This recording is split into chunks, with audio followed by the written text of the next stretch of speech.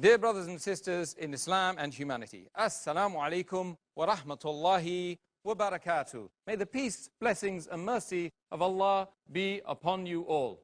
And welcome to this, the first in a series of interviews and question and answer sessions regarding Ramadan, entitled Ramadan, a Date with Dr. Zakir.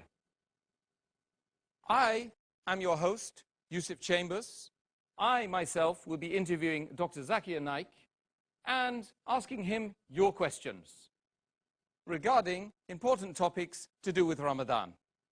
Ramadan has a very special place in my own heart. 16 years ago, after a struggle of more than 10 years, I stumbled upon Muslims deep in the worship of Allah during this blessed month, Ramadan. After a struggle of more than 10 years, I went through Christianity, Hinduism, Jainism, materialism, socialism, and many other isms that you and I wouldn't even recognize, even if I tried to tell you, you wouldn't recognize them. Subhanallah. Now, brothers and sisters, during this blessed month of Ramadan, Allah revealed the last testament, His last testament to mankind, the Quran. And the Quran is still with us. Can you imagine this? This is why this month of Ramadan is so special to the Muslims, not just the Muslims, but non-Muslims. Indeed, I came to Islam during this blessed month, for when I encountered Muslims that were not practicing their deen, and then suddenly they started practicing in that 1 month, I felt obliged to look into the books of Islam and search for the truth. I found the truth, and a few days later I started fasting. A few days later I took the Shahada. Alhamdulillah, this blessed Islam is just too good for people to overlook. Brothers and sisters, Ramadan, the month of mercy, the month of forgiveness, the month when the blessed Quran was revealed to the Prophet Muhammad sallallahu alaihi wasallam. This series of programs is so incredibly important for you and for me to make sure that we observe and we watch. In this program, as I said, I will be your host, brothers and sisters, and I will be joined every single day by a person who you do not need much of an introduction to. His acumen and his profession, originally he was a medical doctor, trained as a medical doctor, and once he told me that he considered himself to be a medical doctor, a doctor of the human body. Later, he explained to me that I became a doctor of the human soul. And this is obviously a reference to the fact that Quran and Sunnah had entered his heart, and he had felt the need to give dawah upon that. For the last 11 years, my dear brothers and sisters, he has delivered over 1,000 lectures on the international arena, on television, print-based media, radio, and he's the author of many important books on the topic comparative religion and Islam. His critical analysis and his ability to quote verbatim from many religious scriptures the world over, being all of the major religions in the world, my dear brothers and sisters, is unparalleled. Therefore, he's a resource for humanity. And I furthermore would suggest that without further ado, I should invite him to join us. Dr. Zakir Naik. السلام عليكم ورحمة الله وبركاته. وعليكم السلام ورحمة الله وبركاته. كيف حالك؟ الله يبارك فيك. الحمد لله. Please have a seat.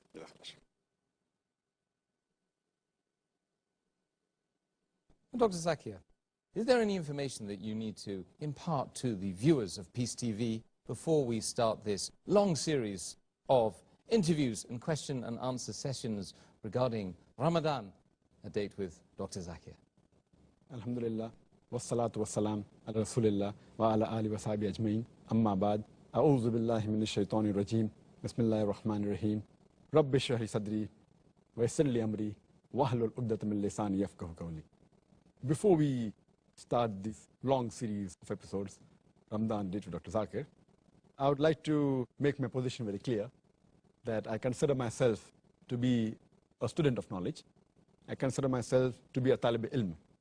I don't consider that I'm a scholar to give fatwas as far as Islamic ruling is concerned. And as far as this topic on Ramadan, there are various issues, and there are various differences of opinions as far as different scholars are concerned, as far as different schools of thought are concerned. Since there are only 4 verses in the Quran dealing directly with Ramadan, that's Surah Baqarah chapter 2, verse number 83, verse number 184, verse number 185, and verse number 187. There are indirectly another few verses, but directly only 4 verses. So most of the rulings are based on the hadith, and some scholars have used Zaif hadith, some have used Mawdu hadith, some have used Sahih hadith. So as far as what I'll be answering, it will basically be the views of different scholars. Only I'll be selecting those scholars who I feel have quoted on the basis of Quran and Sahih hadith.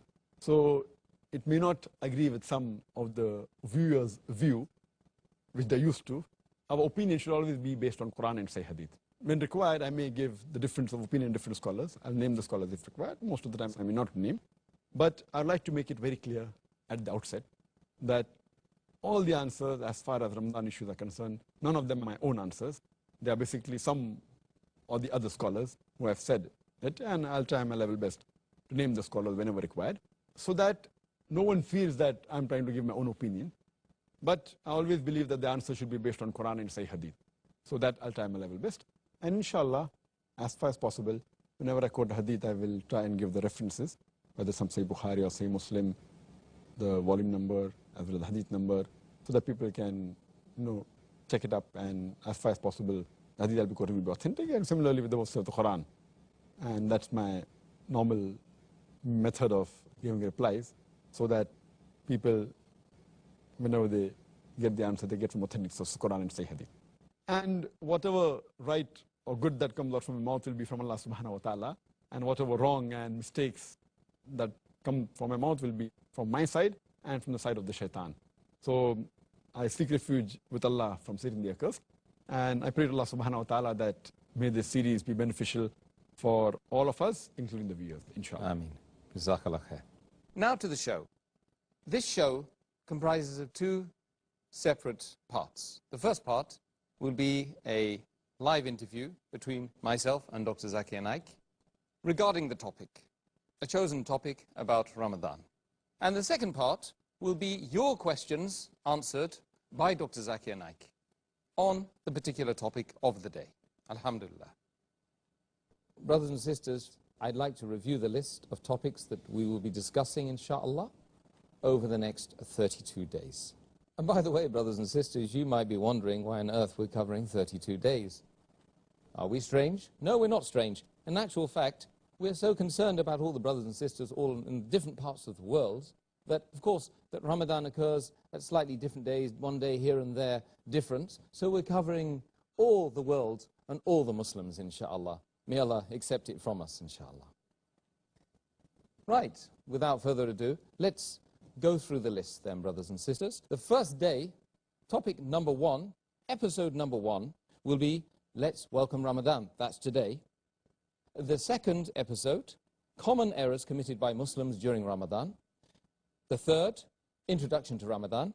The fourth, When is Fasting Obligatory and Exempted?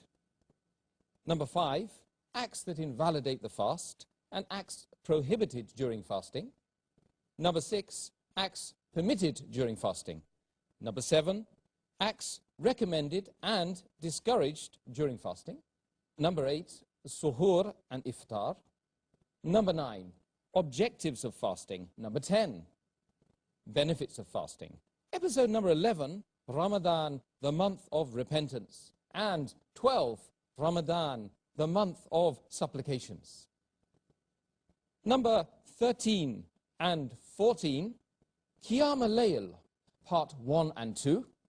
Number 15, that's almost, well, that's halfway through Ramadan, brothers and sisters. Ramadan, the month of the Quran, part 1. Number 16, Ramadan, the month of the Quran, part 2.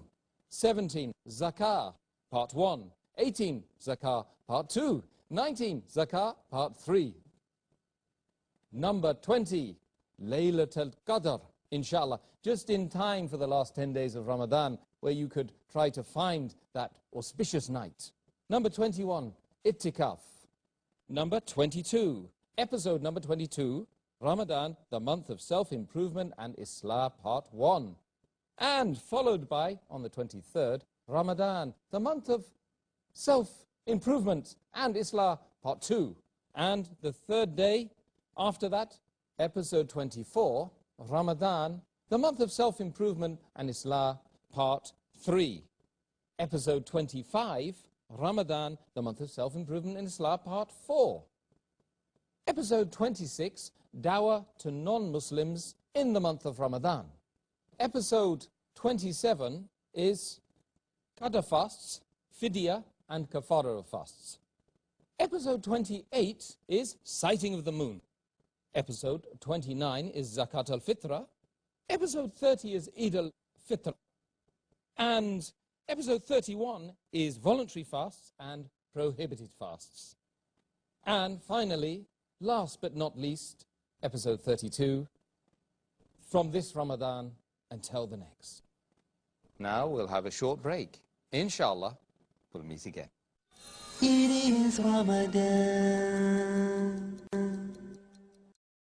Assalamu alaikum. Welcome back to the show, Ramadan, a date with Dr. Zakir. And I'm your host, Yusuf Chambers. And today we're discussing the topic, Let's Welcome Ramadan. Brothers and sisters, these topics were decided upon in consultation between myself and Dr. Zakir Naik. Dr. Zakir, particularly, what are your comments on the selection of these topics? Alhamdulillah, all the topics that we have discussed and have categorized, alhamdulillah, into different days so that it will benefit the viewers knowing about the details of the month of Ramadan. And it will also help me in replying to the question they're going to pose to me, because many a times some of the questions, they will overlap.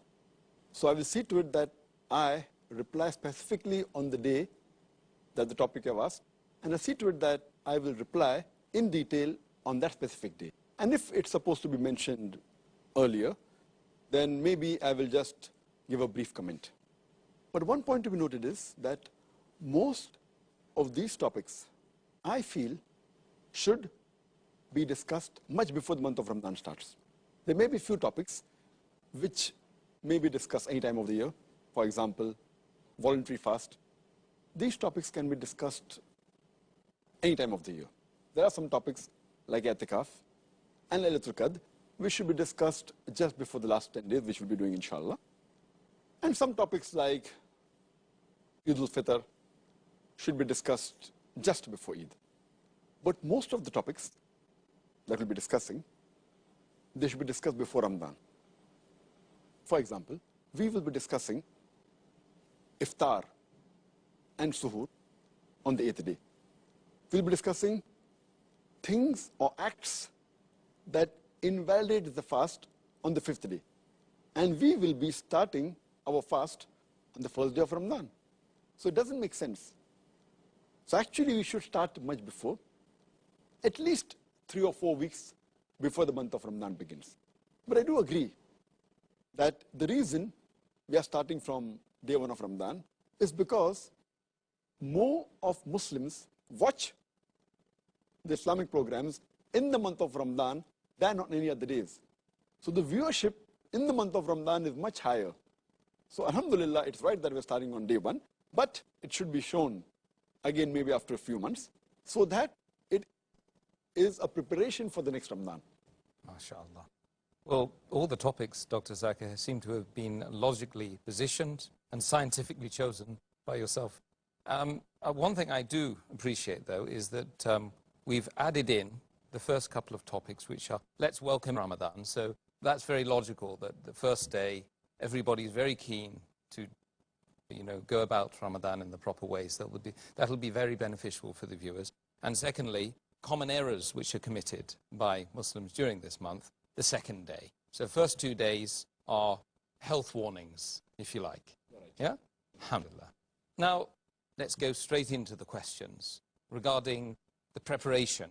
What did the Rasulullah sallallahu alayhi wasallam do in order to welcome Ramadan? What was his preparation for Ramadan? There's a hadith which is mentioned in Sahih Bukhari, volume number 3, Book of Fasting, hadith number 1969. the wife of the Prophet, Hazrat Aisha, may Allah be pleased with her, she says that the Prophet, he never fasted any month completely except the month of Ramadan. And in no month did he fast as many days as he fasted in the month of Shaban.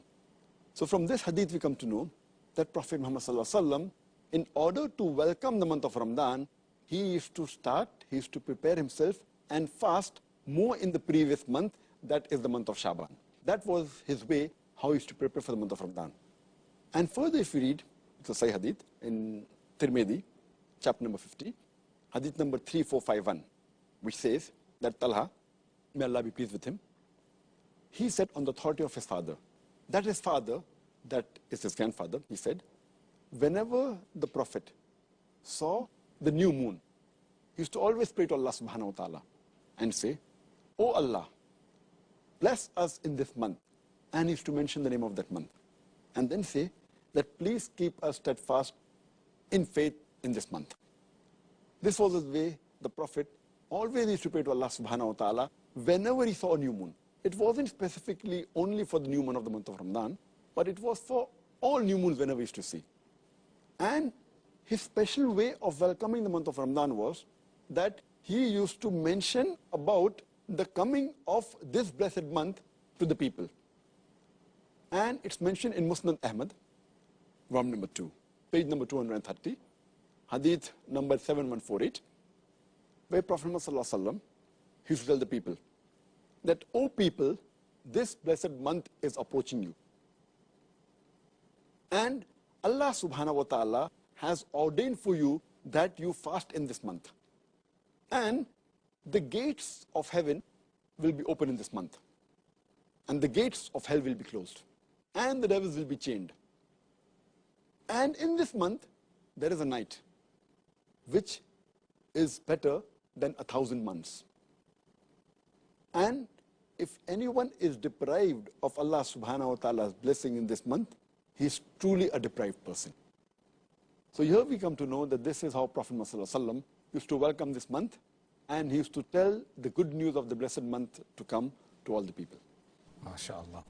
The next question to you is, what should we do when Ramadan approaches?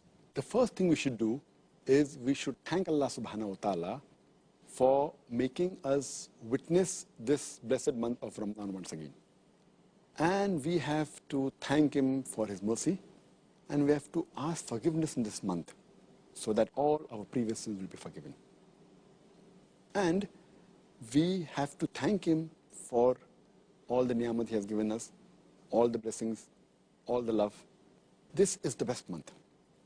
And Allah subhanahu wa ta'ala says in the Quran, in Surah Baqarah, chapter number 2, verse number 185, it says, "Shahru Ramzan allazi unzila fihi al-Quran, hudal lin-nas, wa bayyinatin min al-huda wal-furqan." Which means that Ramadan is the month in which the Quran was revealed as a guidance for mankind and signs for guidance and judgment between right and wrong. And Allah further says in the Quran, in Surah Baqarah, chapter number 2, verse number 183, Allah says, "Ya ayyuhal lazina amanu, O you who believe, kutiba alaykum as-siyam, kama kutiba alal lazina min qablikum, la'allakum tattaqun." O you who believe, fasting was prescribed to you as it was prescribed to people who came before you, so that you may learn self-restraint. The word used here is tattaqun, similar to taqwa, so that you learn God consciousness, so that you learn piety, so that you learn righteousness. So this is the month in which a person can become more righteous. This is the time when our taqwa can be the highest. And this is a month, it is an annual training. It is a sort of an overhauling of the body. How we have that every machinery requires some sort of servicing, maybe every 3 months, maybe every year. And if you allow me to call the human beings as the best machinery in the world, doesn't it require a servicing or overhauling? So Ramadan is an annual overhauling of the human body. It is a spiritual and moral training for the human being. And it is a purification of the body, mind, and soul. This is the month where we can increase our taqwa. We can increase our patience. And we can derive the benefits and the guidance from the Quran. Subhanallah. Jazakallah khair. Beautiful answer. Next question. What are your particular words of advice regarding on the occasion of Ramadan approaching us? My advice would be that every Muslim, he or she, should make it a point that they should make a resolution that they should fast each and every day of this blessed month of Ramadan. And we should try and acquire all the benefits of this month. And we should not waste a single minute in this blessed month on things which are trivial. And try and concentrate as much as possible in remembering Allah subhanahu wa ta'ala. We should try and look for His mercy. We have to try and ask for forgiveness. We have to try and seek for His love. And we have to try and increase our piety, our righteousness, and our patience. And our beloved Prophet Muhammad said in Sahih Bukhari, volume number 3, in the Book of Fasting, hadith number 1903, our beloved Prophet Muhammad said, anyone who does not leave the false action and false speech, Allah subhanahu wa ta'ala does not care if he leaves his eating and drinking. That means if a person does not abstain from false action and false speech, Allah subhanahu wa ta'ala does not care if you abstain from food and drink. That means your fasting will not be accepted unless you stay away from false action and false speech. And our beloved Prophet Muhammad, he also said, it's mentioned in Sahih Hadith, which is written in Musnad Ahmad, volume number 2, page number 230, hadith number 7148, and it also appears in Sunan Nisai, chapter number 5, hadith number 2106, where our beloved Prophet Muhammad said, O people, the blessed month of Ramadan is approaching. And Allah has ordained for you that you fast in this month. And the gates of heaven will be open in this month. And the gates of hell will be closed. And the devils, they will be chained. And this month is the night, which is better than 1,000 months. And if a person is deprived of the blessings in this month, he is truly a deprived person. So we have to make it a point that we gain the benefits of this blessed month. Our beloved Prophet Muhammad said, it's mentioned in Sahih Bukhari, volume number 3, in the Book of Fasting, hadith number 1901, volume number 3, in the Book of Fasting, hadith number 1901, our beloved Prophet Muhammad said that anyone who fasts in this month with faith, seeking the reward of Allah subhanahu wa ta'ala, all his past sins will be forgiven. That means if we truly, with sincerity, fast in this month and seek the reward of Allah subhanahu wa ta'ala, all our past sins will be forgiven. Imagine, it is such an easy way to have our sins forgiven of the past. And our beloved Prophet Muhammad also said, it's mentioned in Sahih Bukhari, volume number 3, in the Book of Fasting, hadith number 1904. This is a very long hadith, which has basically 4 points. Our beloved Prophet Muhammad said that all the children of Adam, all the deeds that they do are for themselves, except for fasting. Fasting is for me, and I will reward him. And he further said that fasting is a shield. It prevents you from sin. And the person who observes the fast, he should abstain from obscenity, from yelling, and from ignorance. And if someone yells at him or abuses him, he should say, I am fasting, I am fasting. And the third point our beloved Prophet said in this hadith is that I swear by Allah, in whose hand is the soul of Muhammad, that the breath of a faster the person who fasts, is sweeter to Allah subhanahu wa ta'ala than the scent of musk. Allah. And he finally said in this hadith that there are two things when a faster is happy and looks forward to it. The first is when he breaks the fast, and the second is when he meets the Lord Allah subhanahu wa ta'ala. And further, it's mentioned in the Quran, in Surah Nur, chapter number 24, verse number 31. It says, "O you believe, truly have faith in Allah subhanahu wa ta'ala and seek the bliss." That means try and enter Jannah. It's mentioned in Surah Aqaf, chapter number 46, verse number 13 and 14, that those are the people who worship none but Allah subhanahu wa ta'ala. And they are steadfast in faith. The word is istiqam. They are steadfast in faith that there's only one Allah and no one else. And they shall not have any fear, nor that shall grieve. These are the people who are the people of paradise. And they shall be rewarded for all the goods they have done. Allah. So this is advice for the people, that they should take the best of this month and should not spend time on trivial things, and spend their time in the worship of Allah and remembering Allah subhanahu wa ta'ala and asking for forgiveness. MashaAllah. Now we'll have a short break. Inshallah, we'll meet again. It is Ramadan. Assalamu alaikum. Welcome back to the show, Ramadan, a date with Dr. Zakir. And I'm your host, Yusuf Chambers. And today we're discussing the topic, let's welcome Ramadan.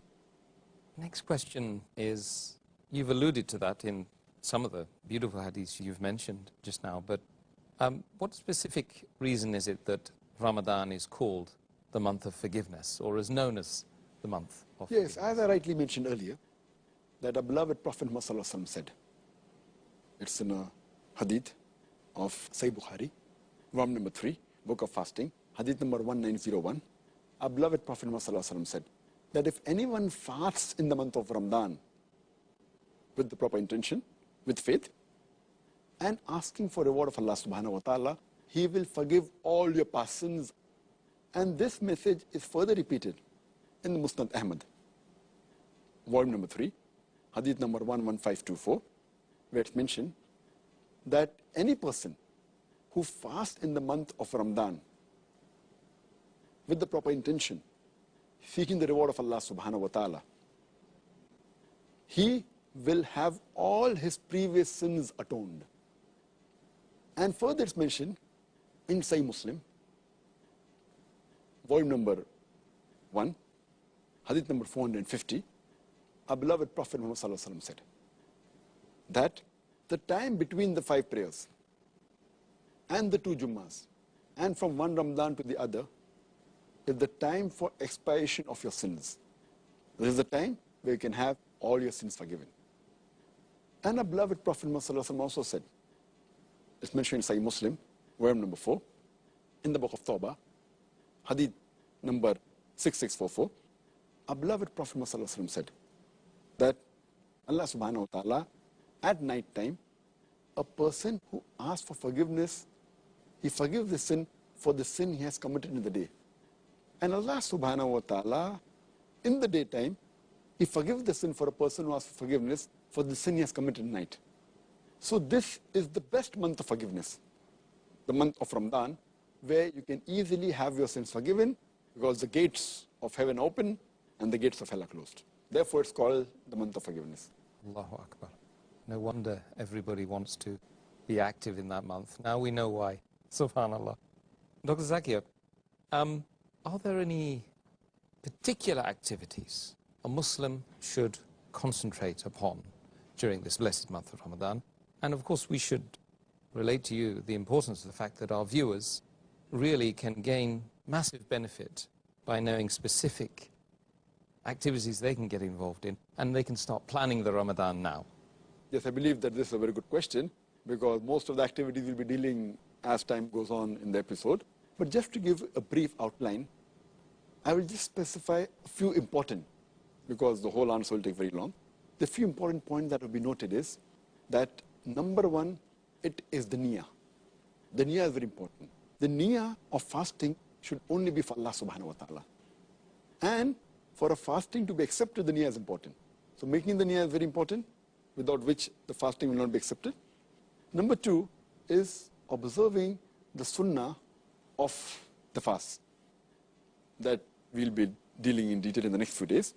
But just a point to be noted that one of the important sunnah is that we should have suhoor as late as possible, that is just before the break of dawn, just before Fajr Salah, and we should break our fast, have iftar as early as possible, immediately after sunset.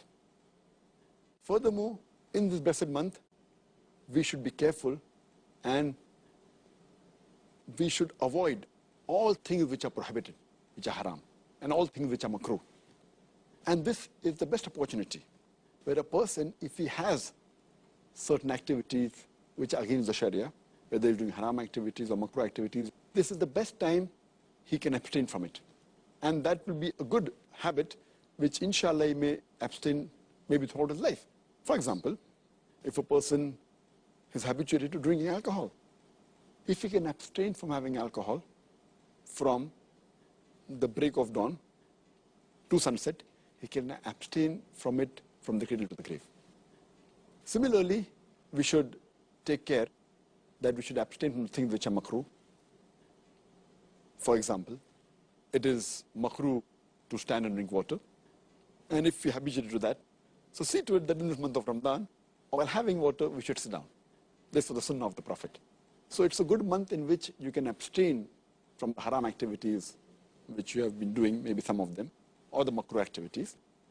Furthermore, it's a good time where you can implement many of the sunnah of the Prophet in your day-to-day life. For example, maybe sporting a beard. Many Muslims don't have a beard. So it's a good month where you can follow the sunnah of the Prophet. The sunnah of the Prophet about the du'as of when you enter the home, when you leave the toilet, the dua that is there when you're traveling in a vehicle, Subhanallah, Saqlana Haza, Mukanna Mukrinin, Rabbina Munkalibun. So this is a good month in which you can adopt as much as sunnah as possible so that we can be on the straight path. This is a very good month where you should see to it that you should offer the salah. Not only the 5 times salah, which is the fard, even try and offer as many nawafil and sunnah. And if you're not habituated to reading in congregation, see to it that you read in a congregation, and as far as possible go to the mosque for the salah. In this month we should be particular that we do not miss the Taraweeh.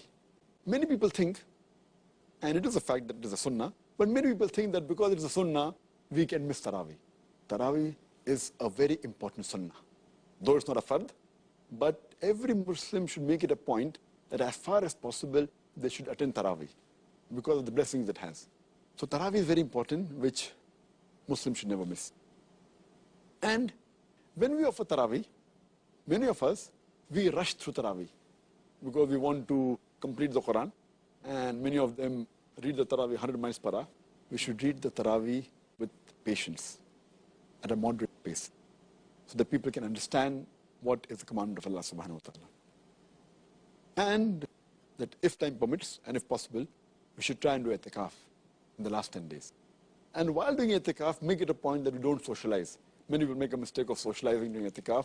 The whole purpose of i'tikaf is defeated. Furthermore, we should do more dua in this month. We should do more supplications. This is the month of dua. And we should do more zikr. Spend time in remembering Allah subhanahu wa ta'ala and also worshipping Him.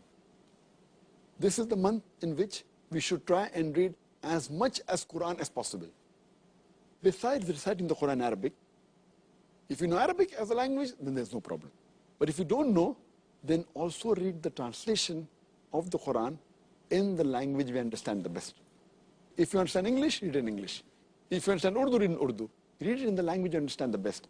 But while reciting the Quran, for which you get a sawab, also read the translation of the Quran so that you can implement on the guidance of Allah subhanahu wa ta'ala. If possible, read the Quran once in every 7 days, or at least read one juz every day, so that you complete the Quran at least once in the full month of Ramadan. In this month, try and read as much as hadith as possible. But see to it that you read the authentic hadith. And the best book on hadith is the book of Sahih al-Bukhari. Then it's Sahih Muslim. You can read the other Kutub al-Sitta also. But read authentic books on hadith. Read books on the lifestyle and the seerah of the Prophet Muhammad sallallahu alaihi wasallam. See to it that if you have not given the zakat, please give the zakat, which is an obligatory charity. And every rich person who has a saving of more than the nisab level, more than 85 grams of gold, he or she should give 2.5% of his saving every lunar in charity. That is zakat. And many people, they do not calculate the zakat properly. You make it a point that you calculate the zakat honestly, and it is better to give a little bit more rather than to give less. So calculate it properly and see to it that you give your zakat. And this Ramadan is a month of generosity. It's a month of sadaqah. And you get 10 times more reward for your good deeds. So this is the month where you should do maximum charity. And besides that, we should make it a point that during this month, we should be cheerful. Many of the Muslims, they look dull, they look gloomy. We should be cheerful and happy. And we should give more time to our family. Many times we neglect our family. We should see to it that we give more time to our family and do all these activities collectively. We should also have husn saluk to the people around you. That means we should deal with the other human beings with mercy, with love, with care. If they have done some mistakes, then forgive them. This is the month of forgiveness. If you have done something wrong to them, ask for forgiveness. Live with the people around you with love, care, and with affection. We should do tafakkur. That means ponder on the things. See to it that you plan your month of Ramadan. Plan it properly. And see to it that you do not waste not even a minute, not even a second. This is the month of gaining. And this month is the best month for self-improvement also. And besides that, you should also make it a point to do islah with your other Muslim brothers and sisters. It's also the best month to do dawah. That is, convey the message of Islam to the non-Muslims. So it's my request to the brothers and sisters that plan your month efficiently and see to it that you utilize every second of this blessed month. Ameen. Now we'll have a short break. Inshallah, we'll meet again. It is Ramadan. Assalamu alaikum. Welcome back to the show, Ramadan, a date with Dr. Zakir. And I'm your host, Yusuf Chambers. And today we're discussing the topic, Let's Welcome Ramadan. So Dr. Zakir, Ramadan is a month of opportunities. It's a month of blessed opportunities. What are the conditions that a person needs to have these deeds accepted by Allah subhanahu wa ta'ala? The basic two conditions are, number one, is the intention. It should only be for Allah subhanahu wa ta'ala and no one else. Whatever deed you do, it should only be for Allah subhanahu wa ta'ala and no one else. This is very important.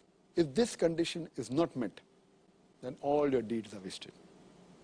And Allah subhanahu wa ta'ala says in the Quran, in Surah Banaya, chapter number 98, verse number 5, it says that you worship none but Allah subhanahu wa ta'ala.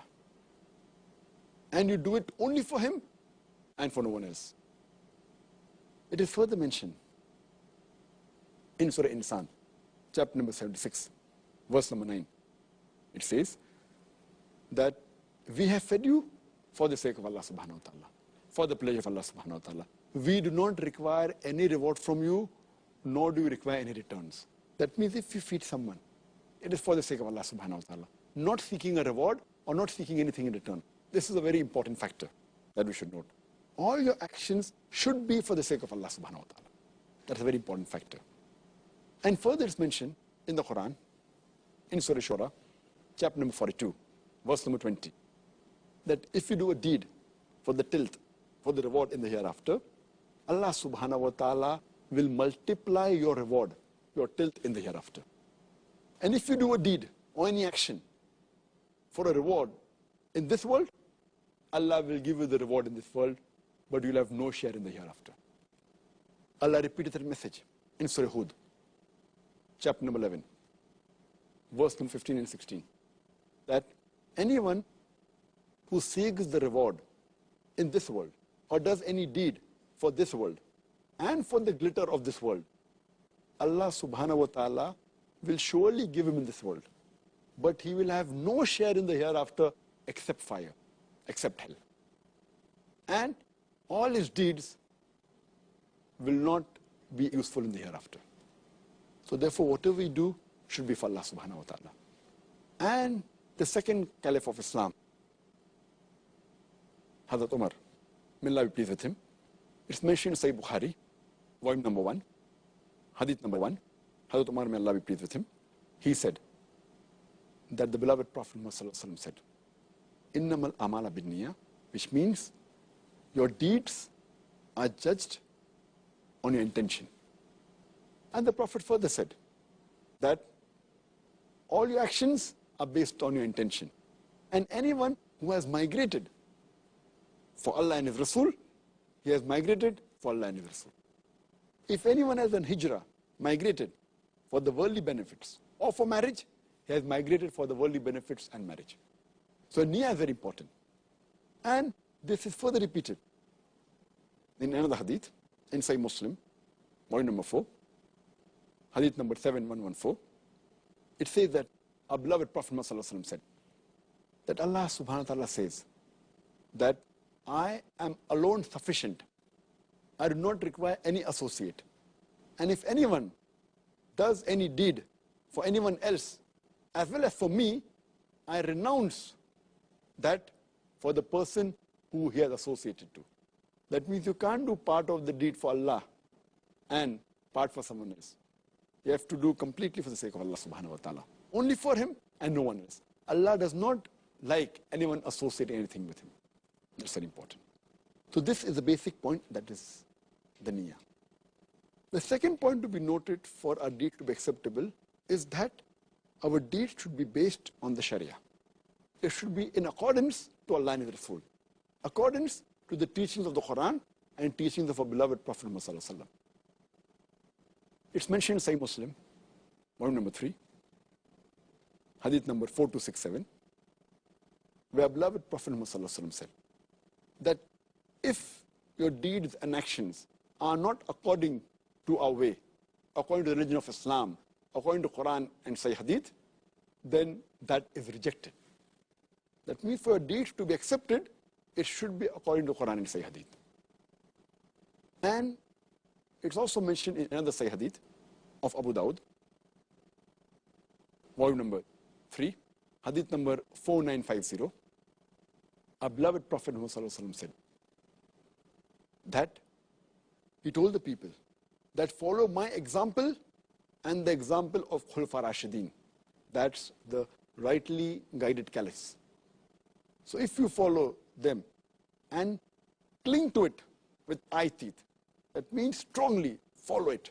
The sunnah of the Prophet, my sunnah, the Prophet said that his sunnah, his way, and the way of the Khulafa Rashidin, that is rightly guided caliphs. So for a deed to be accepted, our niyyah should be only for Allah subhanahu wa ta'ala, and it should be according to the Sharia, Quran and Sahih Hadith. SubhanAllah. Jazakallah khair for those answers. Now, alhamdulillah, this is the part of the show, as we promised, that if time permitting, we had time to receive some of your questions relating to the topic, we would do so. And we do have a little bit of time. So, Dr. Zakir, first question. People welcome Ramadan with certain sayings. Ramadan Mubarak. Some people say it's a bid'ah and others say it's a sunnah. What is your ruling on this? To welcome month is good, alhamdulillah. And our Prophet always informed the other people about this month. And as I mentioned earlier, that our beloved Prophet Muhammad, it's mentioned in Musnad Ahmad, volume number 2, page number 230, hadith number 7148, which is also repeated. It is mentioned in Sunan Nisai, chapter number 5, hadith number 2106, that our beloved Prophet Muhammad, he used to always tell the people when the month used to approach, when it used to come, the Prophet would tell the people in advance, "O people, the blessed month of Ramadan is approaching you. And Allah subhanahu wa ta'ala has ordained for you that you fast in this month." So the Prophet used to welcome this month. He used to wish other people. The same way today, if we wish, as the Prophet said, the blessed month is approaching. If someone says Ramadan Mubarak, this Ramadan Mubarak is more often said in the Indian subcontinent, by the Indians, by the Pakistanis, because this word Mubarak, the Baraka is an Arabic word. Baraka means blessing, and it is nothing but blessed month. But when the Indians and Pakistanis, when they use the word Mubarak, it is more of a sort of congratulation. When someone passes examination, they say Mubarak in Urdu, which is derived from the Arabic word Baraka. So when Ramadan comes, they wish Ramadan Mubarak, saying that it is the blessed month, or a sort of congratulating and wishing each other that the blessed month is approaching. So according to me, it's not a bidah. You can welcome the month. It's a good thing that you're calling this month a blessed month, and you're informing other people, reminding them that in this month is a lot of blessing. So according to me, it's not a bidah. But how you wish, the words you choose, that is mubah, that's optional. Like in Indian subcontinent, we use the word Ramadan Mubarak. In the Gulf countries, they use Ramadan Karem.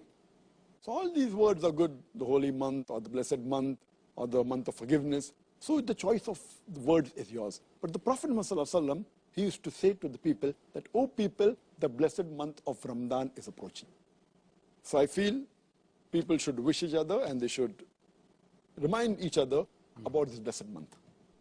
MashaAllah. Jazakallah khair. Dr. Zakir Naik, that brings an end to the questions, unfortunately. We don't have more time. Otherwise, you can answer so many others that we've received on email from our viewers of Peace TV. Brothers and sisters, Jazakallah khair. It has been an absolute pleasure listening to Dr. Zakir Naik's answers today on Let's Welcome Ramadan. Tomorrow, we'll be discussing common errors which are made by Muslims during the month of Ramadan. So I hope you'll join us then. Assalamu alaikum wa rahmatullahi wa barakatuh.